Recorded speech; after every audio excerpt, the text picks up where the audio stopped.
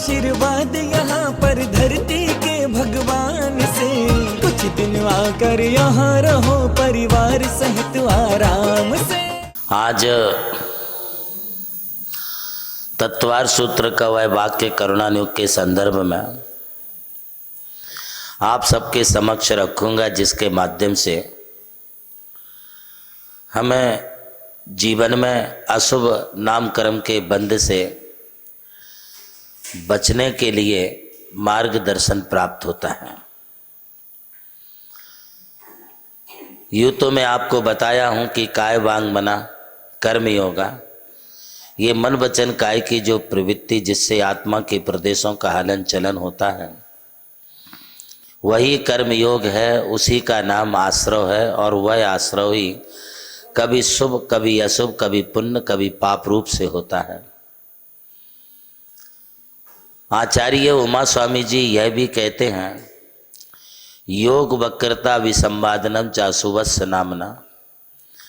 जब इन मन वचन काय की कुटिलता होती है, मन वचन काय की कोई विपरीतता होती है, अलग अलग तरीके के आचरण बोलना एवं करने में जहाँ अंतर पाया जाता है, वे आदमी नहीं व्यंतर होते हैं।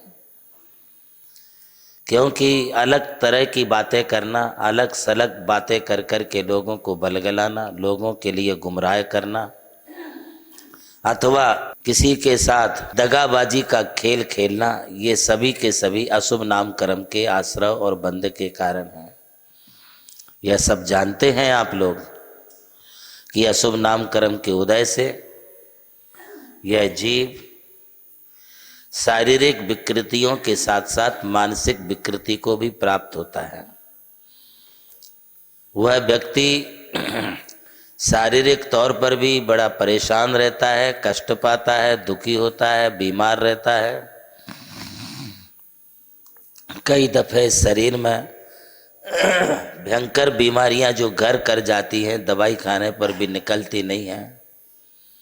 यह सब योग वक्रता, योगों की वक्रता के कारण होता है।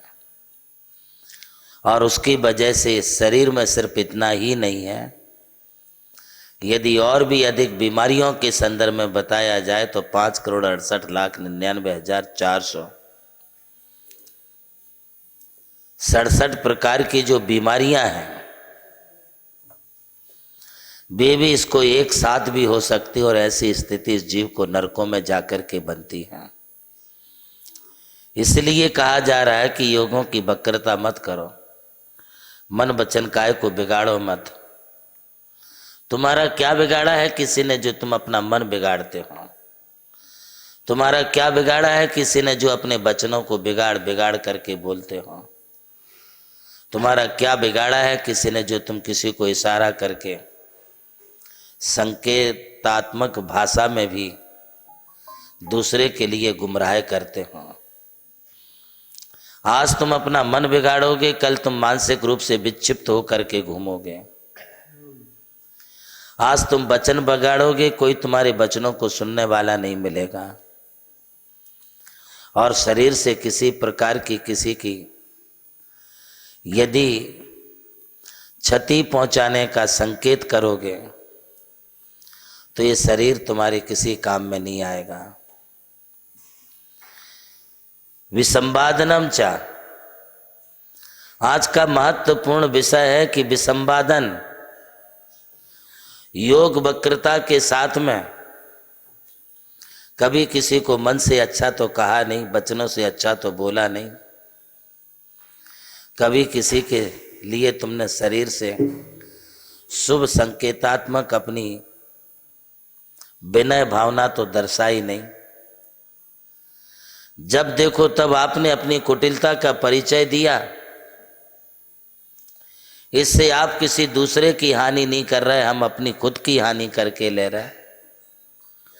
किसी दूसरे की क्षति नहीं कर रहे, हम अपनी क्षति करते जा रहे हैं। बिना मतलब के कुटिलता के विचार अपने मन में रख करके किसी को नीचे गिराना,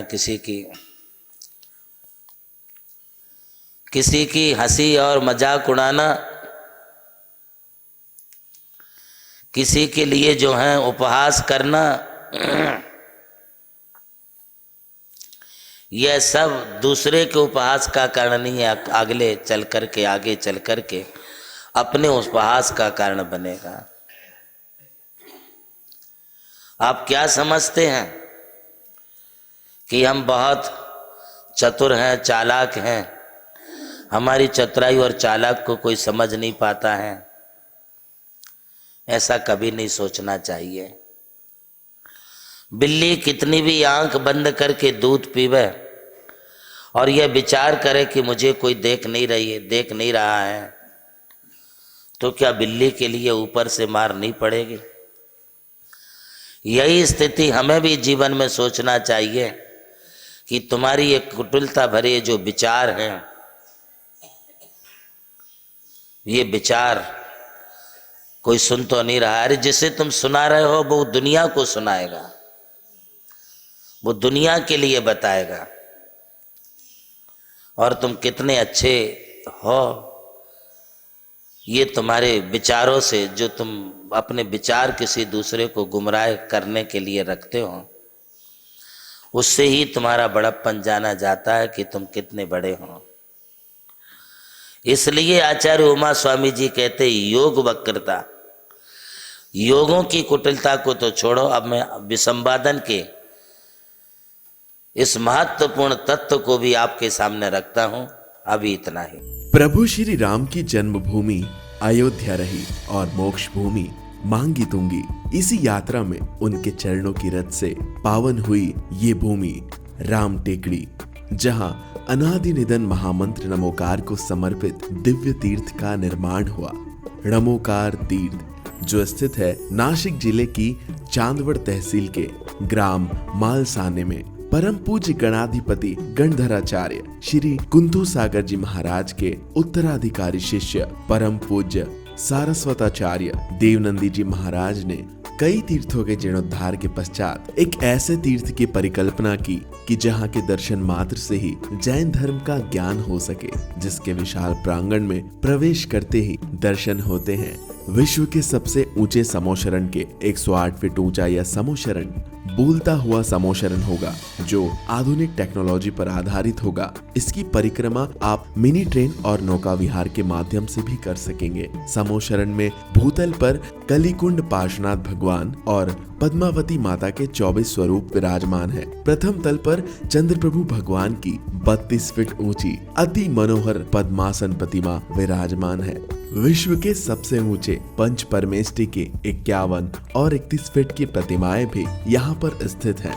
साथ ही जैनागम के महान गुरुओं को समर्पित अति सुंदर गुरु मंदिर है। ध्यान कक्ष, ग्रंथालय, संत भवन, 22,000 स्क्वायर फीट का विशाल पिलरलेस हॉल और 200 से अधिक कमरों की धर्मशाला, भोजनशाला, समाज जन हेतु कम खर्च में मांगलिक आयोजन के लिए मंगल कार्यालय और आगामी योजना में है जैन नॉलेज सिटी। और इस भूमि पर आकर आपको अनुभव होगा नमोकार केवल एक तीर्थ नहीं, एक दिव्य अनुभूति है। वो अनुभूति आपकी भी प्रतीक्षा में है। अरे लूट लो आशीर्वाद यहाँ पर धरती के भगवान से, कुछ दिन आकर यहाँ रहो परिवार सहित आराम से।